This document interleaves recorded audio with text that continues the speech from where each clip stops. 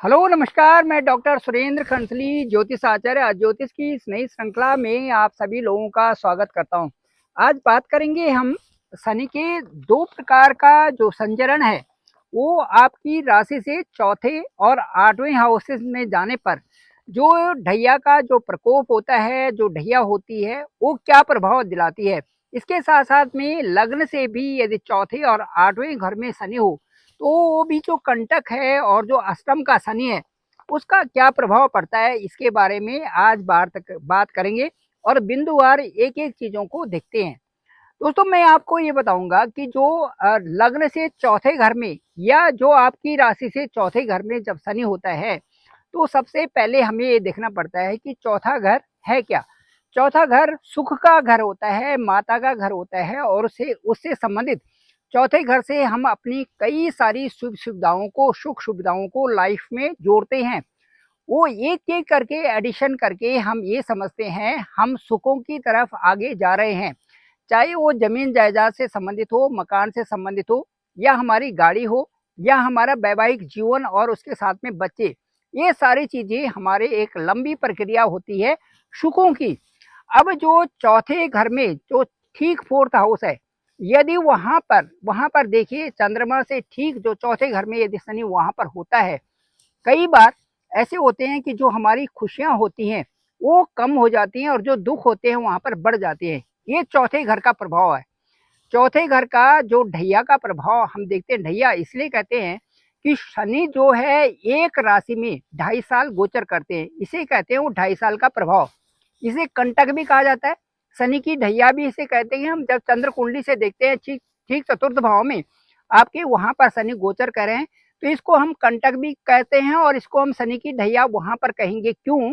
क्योंकि चतुर्थ स्थान से संबंधित है। चतुर्थ स्थान का जो वहां पर अंक होगा, जो लॉर्ड होगा, वो पीड़ित नहीं होना चाहिए। साथ साथ में आपका चंद्रमा पीड़ित नहीं होना चाहिए। यदि ये दोनों पीड़ित हैं, यदि चंद्रमा भी पीड़ित है और उस स्थान का जो चतुर्थ स्थान है उसके लॉर्ड भी पीड़ित हैं, तो ये समझिए दुखों की भरमार है और आपसे वो छिनेगा जो आपके सुख है और वो रह जाएंगे जो आपके दुख है, और उनमें बढ़ोतरी होगी। जो आपके दुख है उनमें बढ़ोतरी होगी। जब भी चंद्रमा मैलेफिक होगा या पीड़ित होगा उससे प्रभाव, और साथ साथ में उस समय यदि चौथे घर का जो लॉर्ड है वो पीड़ित है तो उसका भी प्रभाव, इस तरह से प्रभाव देखे जाते हैं। लेकिन मैं ये कहूंगा दोस्तों कि जो ये जीवन है इसको समझना पड़ेगा। ये जो मायावी जीवन है इसमें कोई ना आपके पास अपना है और ना कोई आपसे जाता है। इसलिए वहां पर ये सोचना पड़ेगा कि इस दशा में, क्योंकि ये शनि की दशा है और शनि का चौथे घर की दशा है, इसलिए मैं मेरे पास जो है उन्हीं को मैंने ग्रो अप करना है। जो मेरे पास है वो संतुष्ट मैं हूँ और इसको मुझे आगे बढ़ाना है। उसमें आपको उस समय ज़्यादा मेहनत की ज़रूरत पड़ती है और पॉजिटिव रहने की ज़रूरत पड़ती है, पेशेंस रखने की ज़रूरत पड़ती है। दूसरा मैं ये बताऊं कि जो ये चौथे घर की जो ढैया होती है ये कर्म से संबंधित होती है। जो हम यहाँ कर्म कर रहे हैं वो प्रारब्ध प्रारब्ध नहीं है। चौथे घर हमारा जो कर्म कर रहे हैं वो हमको मिलना है। तो कर्म कैसे कर रहे हैं, कई प्रकार के प्रभाव इसमें समझे जाते हैं। जैसे जैसे आपने जीवन यापन किया और जिस पद्धति से आपने जीवन यापन किया, यदि घर में आपके माँ बाप यदि लड़ते हैं, यदि आपके माँ बाप में किसी प्रकार से नहीं बनती है और उलझने ज़्यादा होती हैं, तो उसका जो इम्पैक्ट आपने झेला था जो बचपन में, वो कई सारी चीज़ें आपके आपके साथ साथ में चलती हैं। और वैसे ही आप भी बिहेव करते हैं, जैसे कि आपकी माँ ने बिहेव किया या जैसे आपके पिता बिहेव करते हैं उसी तरह से बिहेव करने लग जाते हैं। ये होते हैं, हमने उन चीज़ों को डेवलप किया जिनको हमने अपनी आंखों से देखा। ये माया का प्रभाव आप समझिए। जो हम आप बाहर देख रहे हैं वो माया का प्रभाव है। अब वो तो बढ़िया रह रहे हैं, माँ बाप तो बढ़िया ले रहे हैं, लेकिन आपने उन चीज़ों को लेकर के और पूरी जीवन भर उनको अपने साथ में रख रहे हैं और अपना जीवन खराब कर रहे हैं। ये चौथे घर का जो असर है वो ये है। कई कबार ये होता है कि माँ जिसके लिए बोलती है कि ये अच्छा है, ये गलत है, इसको मैंने ये बोला था तो इसने ये मेरा काम नहीं किया, ये तो स्वार्थी है, ये है। अब आप तो उसी समय आते हैं या जब एक अंतराल के बाद माँ बाप के पास आते हैं तो उनके प्रति जो जिनके प्रति उन्होंने कहा उसी प्रकार से आपने अपनी सोच बनाते हैं कि ये इस तरह से होगा। अब उसको क्योंकि आपने अपने अंदर ले लिया और उससे जो है आप अपने व्यवहार को भी वहाँ पर नेग्लेक्ट कर रहे हैं, अपने व्यवहार को भी वहाँ पर नेगेटिव बना रहे हैं। इस तरह से ये चीज़ें चलती है, क्योंकि ये ठीक माँ के स्थान का होता है, ये सुख स्थान के होते हैं, इसलिए सुख स्थानों में जो नेगेटिविटी आती है कई तरीकों से, ये तो मैंने एक एक बताया आपको। इसी प्रकार से दूसरे के कहने पर किसी और को कुछ बोल देना या उस प्रकार से व्यवहार करना, ये सारी चीजें आदमी बटोरता जाता है। ये कर्म से संबंधित चौथे घर की ढैया होती है। इस दौरान जो अच्छी चीज हमारे लाइफ में होती है वो निकल जाती है, और जो बुरी चीज होती है वो बच जाती है। इसका दूसरा जो एक बड़ा सा उदाहरण हम ये लेते हैं कि जब किसी जैसे हम पिक्चर में देखते हैं या किसी चीज में देखते हैं कि बड़ा आदमी बन गया और उसके बाद एकाएक उसके साथ में ऐसी घटनाएं हुई कि वो फिर उसका सब कुछ चला गया। तो ये सारी चीजें तब होती हैं जब चंद्रमा भी पीड़ित हो और चौथे घर का जो लॉर्ड भी पीड़ित हो। इसके साथ साथ में जो जो बिना बेसिस वाली चीजें होती हैं उनको हम अडॉप्ट करने पर लगे रहते हैं। और उसके साथ साथ में इससे क्या होता है, जब ऐसी चीजों को हम नेग्लेक्ट, चीजें जो हमारी लाइफ में आती है, नेगेटिव चीजें आती है, तो हमें डर का आभास होता है। इस ढैया में या जब शनि चौथे घर में होता है तो डरने लगता है। ये किसी के बारे में कुछ समझो तो इसने ऐसा किया था, अच्छा इसके साथ में ऐसा हुआ, ऐसे मेरे साथ में हो सकता है। इस प्रकार से मनगढ़ंत ओवर थिंकिंग इसमें चलती हैं, और इस प्रकार से ये एक इरेशनल फियर वहां पर आपके अंदर आने लगता है। ये गलत है। यदि किसी चीज से डर होना, किसी कैमरे से डर होना, किसी और चीज से डर होना, ये सभी उसी ढैया का प्रभाव है। इसके साथ साथ में हम देखेंगे यदि, तो उसके साथ साथ में जो इमेंस जो फियर है वो that is also very bad. उसमें क्या होता है कि एक बर्डन, उसका बर्डन आना, किसी चीज को ज्यादा महसूस करना, कार्य का जो आपका चल रहा है उसमें बहुत ज्यादा बर्डन उसको समझना, ये सारी चीजें डिस्टर्बेंसेस उसमें लेना, ये सारी चीजें आती हैं। इसके साथ साथ में कैसे होता है कि ये प्रेशर, यदि घर का प्रेशर होता है, कभी कभार कि घर में जो बीमार होते हैं, ये कई प्रकार से प्रेशर होता है कि भाई ये चीजें करनी है, तो वहां पर उस प्रेशर से या आपको जबरदस्ती कोई चीज कराई जाती है। कई बार जो शादी ब्याह के लिए कुछ चीज के लिए प्रेशर भी जबरदस्ती कराया जाता है, वो भी परेशानी होती है, और उससे जो है और परेशानियां बढ़ जाती हैं।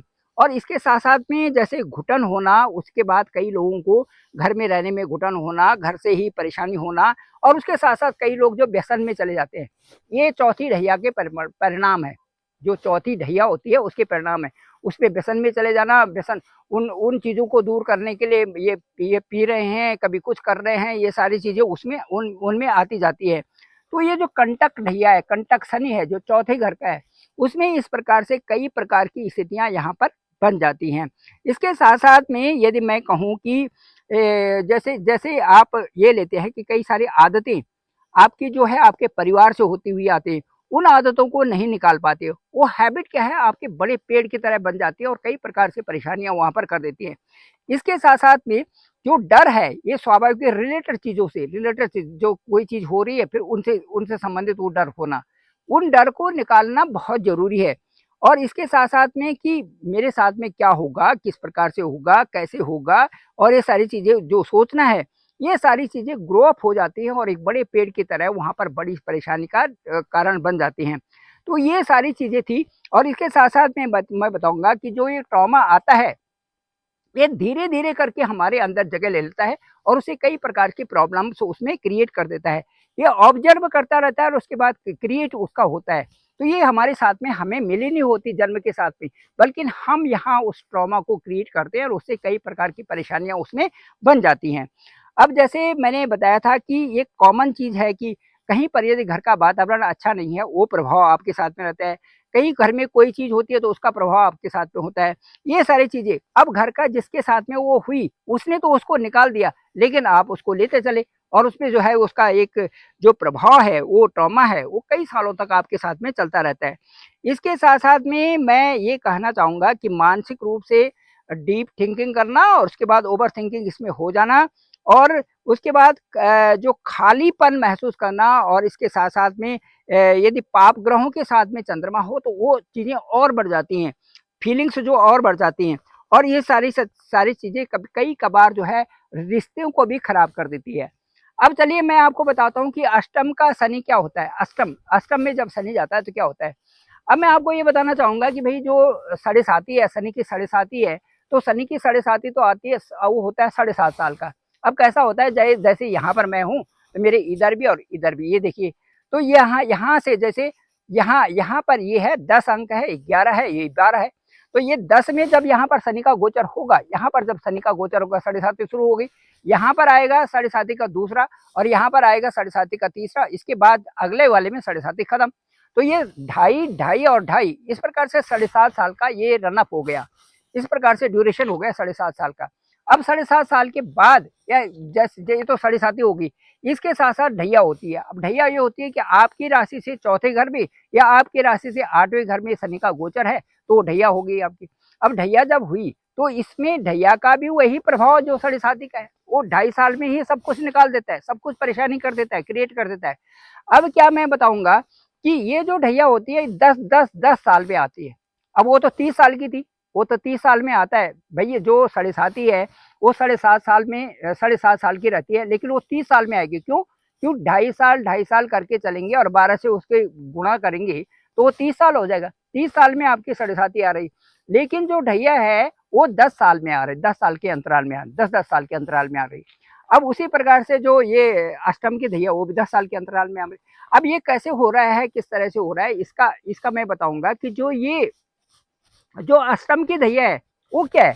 अभी चतुर्थ की मैंने तो ढैया बता ली, अब अष्टम की क्या है। अष्टम की जो ढैया है उसमें जो जो चीजें आपने अपने अंदर बनाई थी कि भाई ये ऐसा होता है, यहाँ पर ये डर है, यहाँ पर ये चीजें हैं, ये ऐसे होता है लाइफ में, इस तरह से हो रहा है, फलाने के जीवन में ये हुआ, उसके जीवन में ये हुआ, ये सारी चीजें जो अपने आप में आपने भरी, ये आपकी पीछा करते रहते हैं और थोड़े दिनों तक आप फिर स्वस्थ हो गए। एक बार शनि की ढैया आ गई, आप स्वस्थ हो गए। अब जब ढैया आने के बाद अष्टम की ढैया आई तो फिर वो क्रिएटिविटी शुरू हो गई, वो पीछे वाली। और उससे क्या हुआ कि आप जो आपके साथ में है उसको भी दुनिया भर की बातें सुना रही हैं, इस तरह से आपने ये किया था, उसने वो किया था, इसने ये किया था। ये सारी चीजें जो है एक तांडव मचाती हैं और इससे अष्टम की ढैया का जो क्रिएशन, जो आपकी चौथी वाली ढैया का जो क्रिएशन था, वो बड़ा पेड़ बन करके अष्टम की ढैया में सामने खड़ा हो जाता है। ये है अष्टम की ढैया। हमारे रिलेशंस में ये हैंडल करना मुश्किल हो जाता है जब अष्टम की ढैया आती है। जब आपकी राशि से अष्टम में शनि होते हैं तो रिलेशंस को हैंडल करना मुश्किल होता है और इसके साथ साथ में दूसरों को समझना भी मुश्किल हो जाता है, सामने को समझना मुश्किल, अननेसेसरली किसी को टोका टाकी करना है, कुछ करना, ये सब बेकार की चीजें वहां पर आती हैं। और वो आपने टोका टाकी की कुछ करे तो दूसरा आदमी समझेगा यार कर क्या है भाई, तो मैं तो ऐसा हूं नहीं, इस समय से ये स्थिति क्यों बन रही है। तो ये सारी चीजें, उसके साथ साथ में एक बोझ समझना दूसरे को, जब पारिवारिक जो आप साथ पे रह रहे हैं उन एक दूसरे को बोझ समझना, ये चीजें आती है।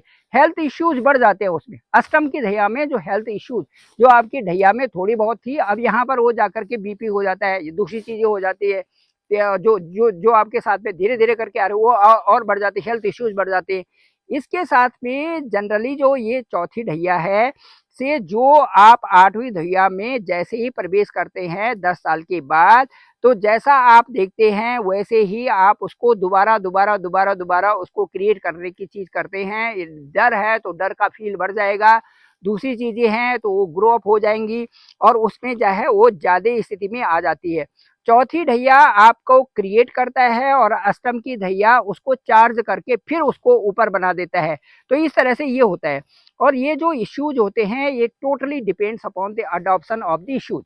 अब आपने जो जो अडॉप्ट किया उससे वो इश्यूज बढ़ते जाते हैं और उसके बाद कई सारी चीज़ों में दिक्कत आना शुरू हो जाती है। तो ये परेशानियां रिलेटिवली होते हैं जो कि हम क्रिएट करते हैं। तो वही बोलते हैं ना कि कर्म प्रधान विश्व करे राखा, जो जस कर सो तस फल का। और फिर इसके साथ में ये भी आता है कि जो एक और बंधन के समय उसमें आता है कि जो है अपने बंधन को ऐसे ही नहीं तोड़ देना चाहिए और ऐसे ही नहीं उसको उसको उससे अलग होना चाहिए किसी चीज़ों को। बड़े बड़े ऊपर वाले ने आपके लिए आपको शादी के बंधन में बांधा है, बड़े ऊपर वाले ने बहुत मुश्किल से आपके लिए ये चीज़ें दिखाई हुई हैं। आप एक उस रास्ते पर चल रहे हैं जिस रास्ते पर एक संसार आप बनाएंगे और बहुत अच्छे ढंग से आप रहेंगे।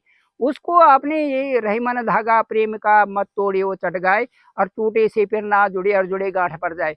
तो इस प्रकार से चीजें नहीं आनी चाहिए। ये ठीक अष्टम ढैया का परिणाम होता है। आपकी चौथी ढैया में जो आपने सीखा था, जो आपके साथ चल रहा है, वही आपने अप्लाई कर दिया नए आदमी जो आपके साथ में आ रहा है, चाहे आपकी पत्नी हो चाहे आपके पति हो, उन पे शादी हुई, उन पे अप्लाई कर दिया कि तुम उस फलाने ने तो ऐसा किया था, वो तो ये है, वो है। इस प्रकार से लांछन लगाना, कई सारी चीज़ों को बोलना, ये सारी चीज़ें एक-दूसरे में ग्रो अप होती है और अष्टम की दैया उन पे घी में जो आग में घी का काम कर देती है। उसमें शनि शनि वहाँ पर होते ही हैं, शनि ने उस समय इस तरह का कार्य करना ही है, उस समय वो ये बड़ी उसमें बन जाता है। और जो मैच्योरिटी का लेवल वो ठीक नहीं होता है, इमोशनली मेंटली जो है, इमोशनली मेंटली आप डिस्टर्ब हो जाते हो, कई प्रकार की चीज़ें इसमें होती है। इसके साथ-साथ में लोअर पार्ट में जो लोअर बॉडी पार्ट्स है, लेग्स है, ये पैर हैं, इनमें और आयरन की कमी होना, ये सारी चीज़ें उसमें जो अष्टम की धिया होती है, उसमें ये सारी चीज़ें बन जाती हैं। और महादशा भी यदि शनि की होती है, तो उस समय भी इस तरह के रोग यहाँ पर बनते हैं। चोटें लगना, यहाँ से कमर से नीचे वाले एब्डोमेन पार्ट पे, लोअर एब्डोमेन पार्ट में दिक्कत होना, नीचे चोटें लगना और थकान आना और कई सारी चीज़ें इसमें होना, यात्राओं में भी रहना, अननेसेसरली सोचना, ये सारी चीज़ें रहती। दोस्तों, मैं डॉक्टर सुरेंद्र खंसली, ज्योतिष आचार्य, और मैं आपको ये कहना चाहूँगा कि जो ढैया और जो अष्टम की ढैया है, तो ये चौथे की ढैया और अष्टम की ढैया है, ये अपने आपस में कोरिलेटेड है और जल्दी से ही अपने दिमाग से इन चीज़ों को हटा देना चाहिए। जो आप फ़ियर को क्रिएट करते हैं, जिस तरह से आप डूबे रहते हैं, उन चीज़ों को हटाइए। अपने लगन से लग जाइए, आपको अपने आप को आगे बढ़ाना है, ना कि आपने दुनिया के बारे में सोच कर के सोचना है कि फलाँ आदमी तो मेरे से इतना अच्छा है और ये आदमी मेरे से पीछे है, वो आगे है, ये है, वो है। आपने अपनी ड्राइविंग करनी है, अपने हिसाब से आपने अपने लाइफ़ को बढ़ाना है। आप अच्छे हैं तो सारी दुनिया अच्छी है।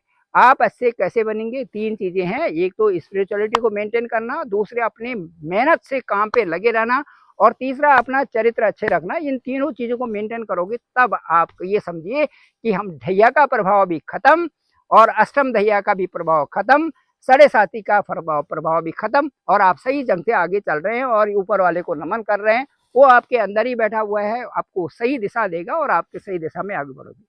Thank you very much. मैं डॉक्टर सुरेंद्र खंसली, ज्योतिष आचार्य। डिस्क्रिप्शन पे मेरा नंबर है 9868280191। आप मुझे कॉल भी कर सकते हैं और आपकी कुंडली को देखेंगे, आपकी कौन सी ढैया चल रही है और क्या परिणाम देने वाले हैं। इसके साथ साथ में ये देखेंगे क्या आप भी वो फेयर को ग्रो अप तो नहीं कर रहे हैं, क्या ट्रॉमा में तो नहीं आप, इस तरह से नहीं। और उन सारी चीज़ों को कैलकुलेशन करके आपकी नवांश कुंडली देखेंगे, आपकी कुंडली को देखेंगे, उसके बाद अष्टक वर्ग भी देखेंगे। इन सबको देखते हुए एक विश्लेषण आपसे करेंगे कि देखिए आपका ये समय ये चल रहा है और ये जो शनि महाराज हैं आपके इस भाव में हैं, क्या बोलने चाह रहे हैं। साथ साथ में उनके साथ में कौन से ग्रह हैं, किस तरह से मैलेफिक बन रहे हैं और आपके जीवन को प्रशस्त करने के लिए अच्छा समय कब आ रहा है। इन सब चीज़ों की बात करेंगे और आपसे अच्छी से वार्ता करेंगे। जब तक आप पूरा सेटिस्फाई नहीं हो जाए तब तक आप बात करेंगे। केवल 2-3 लोग ही जो कि बहुत नीडी हैं वो मेरे से संपर्क कर सकते हैं और आपकी कुंडली जरूर देखेंगे। Thank you very much. आप सभी लोगों का धन्यवाद, आप सभी लोगों का आभार।